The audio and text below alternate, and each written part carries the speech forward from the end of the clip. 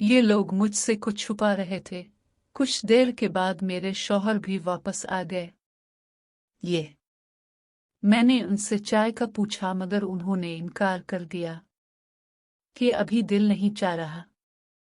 वो वहां रुके भी नहीं और वो भी चची के पीछे ऊपर छत पर चले गए। मुझे तजस्सुस हो रहा था कि आखिर ये कर क्या रहे हैं। दोनों छत पर मुझे अपने शौहर पे भी गुस्सा आ रहा था। आखिर में उनकी हयात बीवी थी, मुझे जानने का पूरा हक था। मगर मजाल है कि वो अपने आप को कुछ बता दे। इस बारे में इतने में मेरी सास उठकर कमरे में जा चुकी थी। वो यकीनन असर की नमाज पढ़ने गई थी, क्योंकि इस वक्त असर की नमाज का वक्त था। मैंने भी वुज़ू किया, असर की नमाज पढ़ी और सोचा अब छत पर जाकर देखती हूँ। मेरे ऊपर जाने के लिए पहली सीढ़ी पर पहला कदम रखा था कि मेरी सास कमरे से बाहर आई और जल्दी से मेरे पास आई और कहने लगी, बेटी किधर जा रही हो? मैंने कहा, मैं भी जरा छत पर जा रही थी। उन्होंने फौरन मेरा हाथ पकड़ा और बोली, रुको, मुझे गुस्सा तो बहुत आया। मैं वापस मुड़ गई, बर्तन वगैरह धोकर फारिग हुई तो फिर मेरी सास ने मुझे अपने पास बुला लिया कि मेरे सर में दर्द हो रहा है।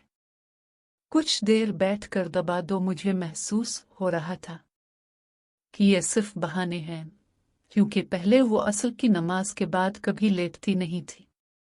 कुछ ना कुछ वज़ाइफ करने लगती थी, बल्कि अगर मैं लेटी होती तो वो अक्सर मुझे कह देती कि बेटा इस वक्त नहीं सोते। वो बस मुझे ऊपर जाने नहीं देना चाहती, इसलिए सर दबाने के बहाने अपने पास बिठा लिया था। मैं कुछ परेशान हो गई थी इस सारी सूरत हाल से। अब मगरिब की अजान हो गई, मेरी सास उठकर नमाज पढ़ने लगी तो मैंने सोचा अब ठीक वक्त है, मैं ऊपर जा देखती हूँ वो लोग कर क्या रहे हैं। मैं कमरे से निकली और दबे पांव सीढ़ियां चढ़ने लगी। अभी मैं जैसे 2-3 सीढ़ियां पीछे ही थी कि मुझे छत का मंजर नजर आने लगा। मुझे चची की पुश्त नजर आए, वो दीवार की तरफ मुंह करके चारपाई पर बैठी थी और हिलते हुए बार बार सर नीचे झुका रही थी, और अदनान के पांव नजर आ रहे थे मगर सर मुझे नजर नहीं आ रहा था। शायद अदनान का सर चची की गोद में था। ये सब देखकर आलजना हल होने की बजाय मेरे जहन में मजीद शक और शुबहात पैदा हो गए हैं। मैं समझने की कोशिश कर रही थी कि ये क्या हो रहा है। इतने में मेरी सास की आवाज आई, बुशरा तुमने नमाज पढ़ ली है? फिर मैं जल्दी से नीचे और नमाज पढ़ी। फिर आते ही उन्होंने चाय मांगी और चची ने फ्रिज में रखी और बर्फी भी उनके आगे रखी। अदनान ने चाय पी ली और चची मगरिब की नमाज के बाद अपने घर वापस चली गई। मैंने सोचा कि मैं अपने शौहर से बात करूं कि इस मामले में, और पूछ लूंगी कि ये क्या चक्कर है। रात को खाने के बाद जब सब अपने कमरों में सोने चले गए तो मैंने अपने शौहर से पूछा, आप और चची इतने देर छत पर थे, क्या कर रहे थे? वहां मेरे शौहर ने जवाब दिया, क्या करना था भाई, बातें कर रहे थे। और क्या? उन्होंने गोल मोल सा जवाब दिया और लेट गए।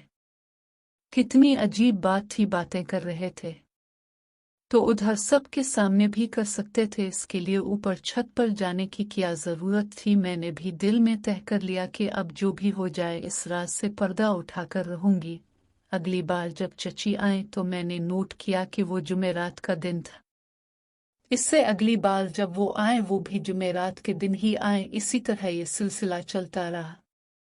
वो हर जुमेरात को आती और मेरे शौहर को साथ लेकर छत पर चली जाती थी।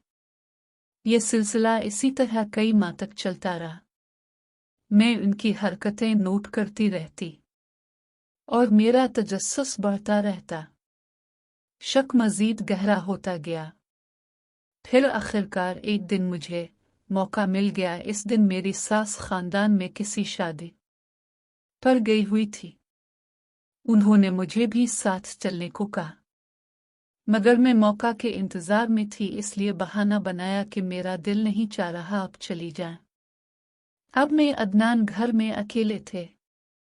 इस रोज मुश्किल था। मुझे शिद्दत से जुमेरात का इंतजार था क्योंकि पिछले तमाम हफ्तों के मामूल के मुताबिक चची जुमेरात को ज़रूर आती थी। मैंने देखा अक्सर कभी उनकी तबीयत नासाज भी होती तो भी वो ज़रूर आती थी। आखिरकार मेरा इंतज़ार रंग लाया और जुमेरात के रोज़ चची हसब मामूल असर के बाद आ गई और वो छत पर चले गए और मैंने उनको रंगे ऐंठों पकड़ लिया। ये थी मेरी ज़िंदगी की छोटी सी सच्ची कहानी। प्लीज़ मेरे चैनल को सब्सक्राइब कर दें।